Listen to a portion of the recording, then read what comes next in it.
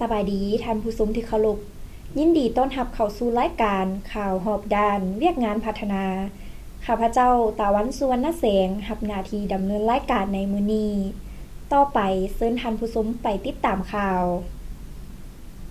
รถเมล์สายด่วน BRT หยุดการสัญจรชั่วคราวเพื่อปรับปรุงโครงสร้างใหม่โครงการรถเมล์สายด่วน BRT ในนครหลวงเวียงจันทน์กำลังเป็นประเด็นที่สังคมให้ความสนใจหลังจากมีการทดลองให้บริการตั้งแต่วันที่ 7 พฤศจิกายน 2025 แต่ต่อมาได้หยุดชั่วคราวเนื่องจากปัญหาความพร้อมด้านโครงสร้าง ส่วนจะสามารถกลับมาเปิดให้บริการอีกครั้งในเมื่อใดนั้นยังบ่มีกำหนด จนกว่าการปรับปรุงโครงสร้างใหม่จะได้มาตรฐานทางผู้คุ้มครองจะแจ้งให้ทราบในภายหลังตามการแจ้งการกระทรวงโยธาธิการและขนส่งเลขที่ 1028/ยทค.นครหลวงเวียงจันทน์ลงวันที่ 14 ธันวาคม 2025 ได้มีการประกาศให้หยุดการทดลองให้บริการรถเมล์สายด่วน BRT เป็นการชั่วคราวเพื่อปรับปรุงโครงสร้างและระบบใหม่โดยให้รื้อถอนแทงเบตงที่ติดตั้งแบ่งสองทาง BRT ในทั่วนครหลวงเวียงจันทน์ให้สำเร็จภายในเดือนธันวาคม 2025 นี้เพื่อปรับปรุงเครื่องหมายจราจรโดยจะนำใช้การขีดเส้นจราจรแทนการใช้แทงเบตงเพื่อความคล่องตัวและความปลอดภัยของผู้ใช้รถใช้ถนน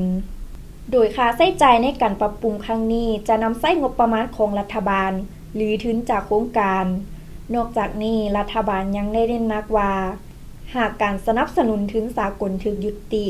จะต้องมีการสรุปและปิดบัญชีโครงการเพื่อบ่ให้ส่งผลกระทบต่อการจราจรในนครหลวงเวียงจันทน์ถึงอย่างใดก็ตามรัฐบาลยังยืนยันความมุ่งมั่นที่จะพัฒนาระบบขนส่งสาธารณะให้มีความปลอดภัยมีประสิทธิภาพและยืนยงเพื่อยกระดับระบบขนส่งสาธารณะให้ดีขึ้นในอนาคตและต่อไปเชิญท่านผู้ชมไปติดตามข่าวสปป.ลาวสุกยู่การท่องเที่ยวระบบนิเวศแบบยืนยงผ่านการร่วมมือจากหลายภาคส่วนรายงานโดยเปิ้ลวิไลกร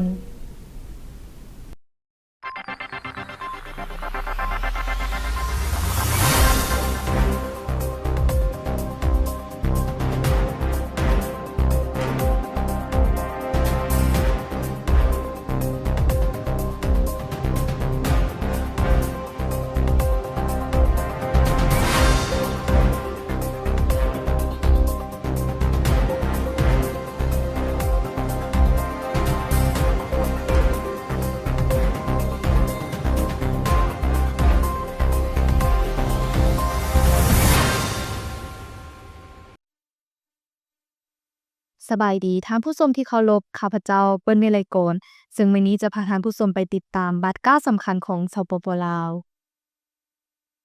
สปป.ลาวสุกยู่การท่องเที่ยวนิเวศแบบยืนยงผ่านการร่วมมือหลายภาคส่วนในขณะที่การท่องเที่ยวในสปป.ลาวกำลังเติบโตอย่างก้าวกระโดดปัญหาขี้เหงื่อพลาสติกและผลิตภัณฑ์ที่ใช้ครั้งเดียวกำลังกลายเป็นสิ่งท้าทายใหญ่ที่ทำลายเสน่ห์ของแหล่งท่องเที่ยวเพื่อแก้ไขปัญหานี้สปป.ลาวจึงได้เล็งหันวิกฤตให้เป็นโอกาสผ่านการสุกยู่การท่องเที่ยวนิเวศแบบยืนยงซึ่งแม่นการท่องเที่ยวที่ติดพันกับการคุ้มครองสิ่งแวดล้อมเพื่อรับประกันการเติบโตสีเขียวในระยะยาวภายใต้โครงการ AMUSE ได้ร่วมมือกับกระทรวงกสิกรรมและสิ่งแวดล้อมในวันที่ 6 พฤศจิกายน 2025 ได้มีการจัดกองประชุมสัมมนาระดับชาติว่าด้วยการจัดการขี้เหงื่อและการท่องเที่ยวภายใต้หัวข้อ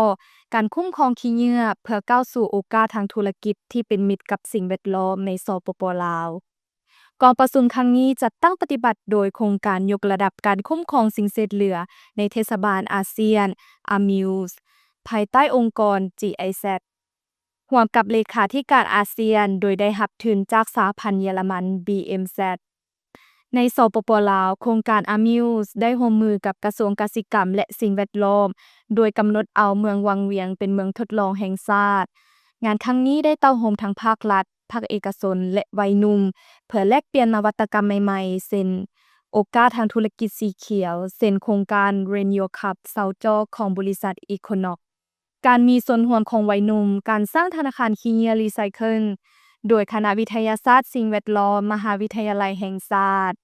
ตัวแบบธุรกิจยืนยงการทอดถอนบทเรียนจากกลุ่มบริษัท Intila และ Zero Waste ลาว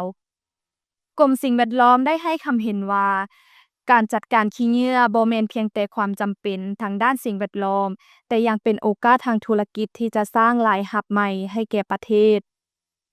ผลสำเร็จของงานครั้งนี้คาดว่าเป็นกำลังขับเคลื่อนสำคัญในการหันเปลี่ยนแขนงการท่องเที่ยวของสปป.ลาวให้ก้าวไปสู่ทิศทางที่เป็นมิตรต่อสิ่งแวดล้อม และทั้งหมดนี้ก็แม่นข่าวรอบด้านเวียกงานพัฒนา ข้าพเจ้า เปิ้นวิไลกร พร้อมด้วยทีมงานก็ต้องขอลาไปก่อน แล้วพบกันใหม่มื้ออื่น สำหรับมื้อนี้ขอกล่าวคำว่า สบายดี